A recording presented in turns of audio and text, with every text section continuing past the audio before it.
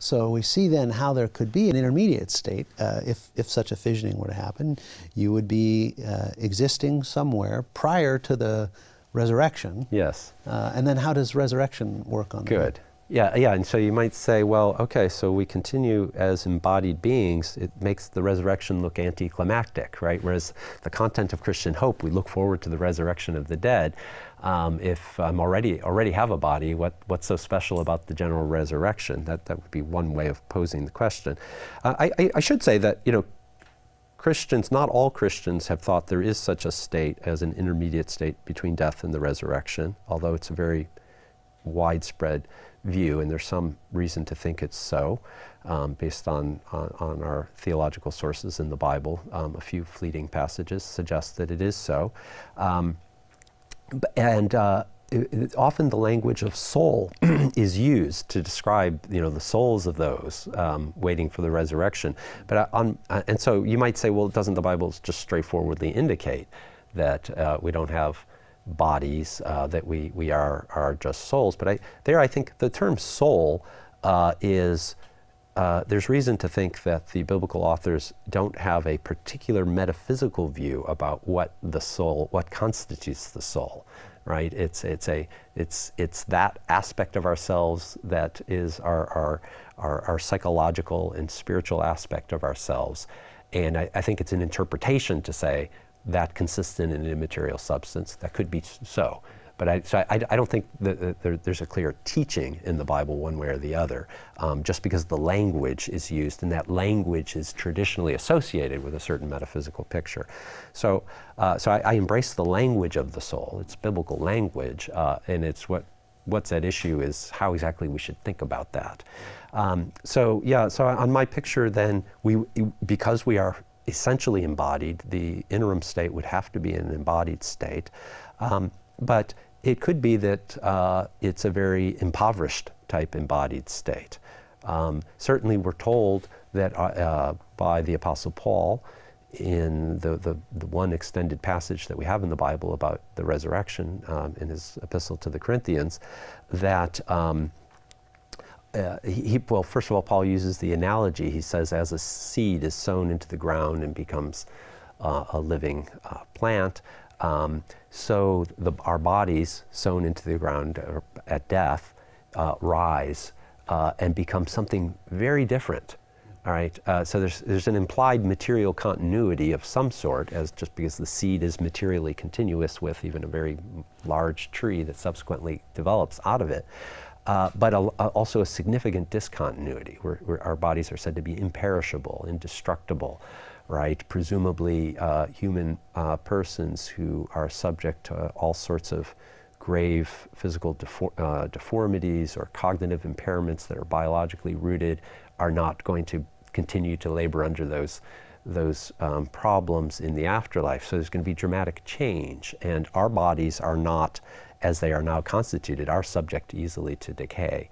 So there's going to be dramatic change. And so the way I think of the resurrection, moving from an interim state, is a very rapid process of changeover of possibly of the very particles that constitute our bodies, certainly of the environment that we will inhabit, to make the language that Paul uses, the great truths that Paul holds forth to us, that we will one day have imperishable bodies to be possible.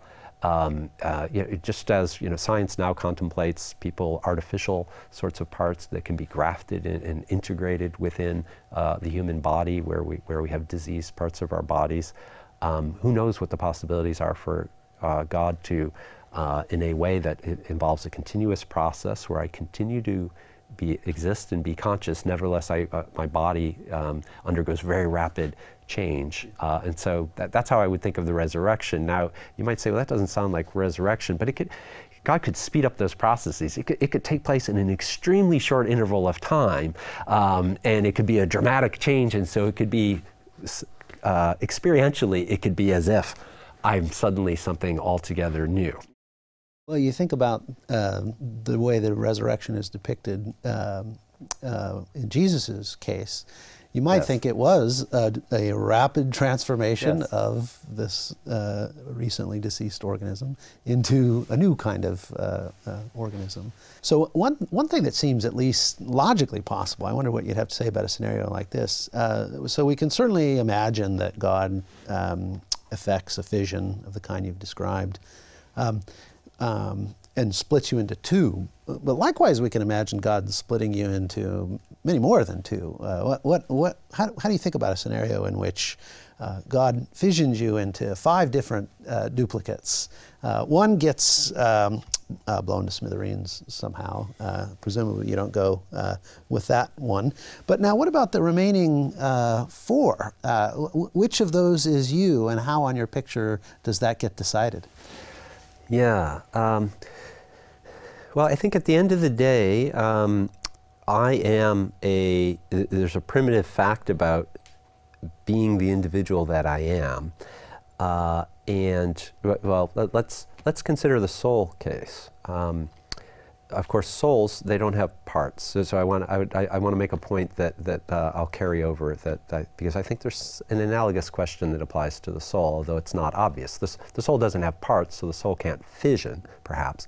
But human beings, if we are mental substances, souls, are associated with bodies and interact with our bodies via our brains. And our brains, in the natural order of things, sustain our souls in existence on this picture. Now, God might miraculously take over what the brain was doing in sustaining our souls at death, but while things are going naturally, the functioning of our soul, and indeed it's plausible that the very existence of our soul is sustained by the brain. Now, our brain is composed of 2 hemispheres, along with a brain stem and a band of fibers that connects those hemispheres so that they can communicate.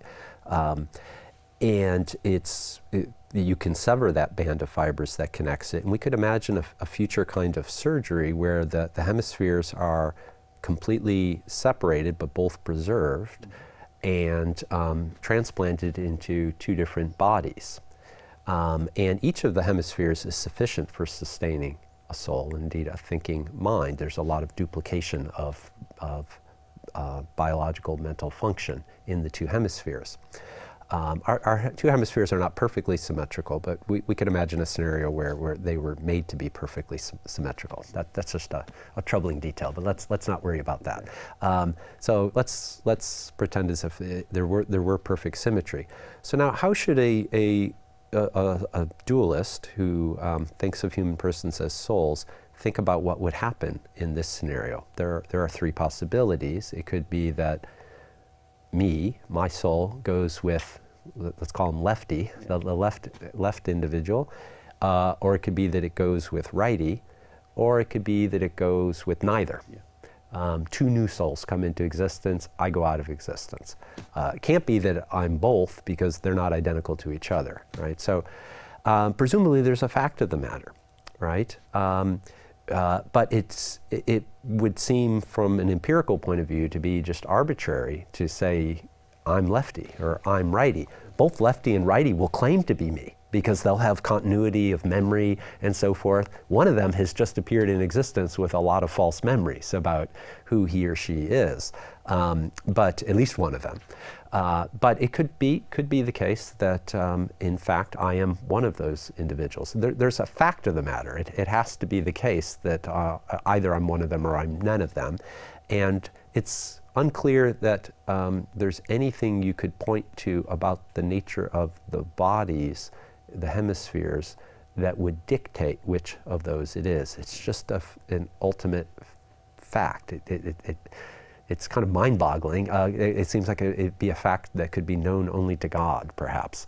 And so I would say similarly, if God certainly would have the power to cause the fissioning of my body into multiple bodies, living bodies, and he could do it in such a way, and he would know which of those individuals would be me, assuming any would, but there would be no way of determining it. It's just a brute fact of being me. My individuality is not something that's reducible to just all the facts about me, right? I am an individual thing, and so I don't I don't know how that would go, but I don't think there's anything we could point to empirically that would tip us off to which one was me. But there'd still be a fact of the matter.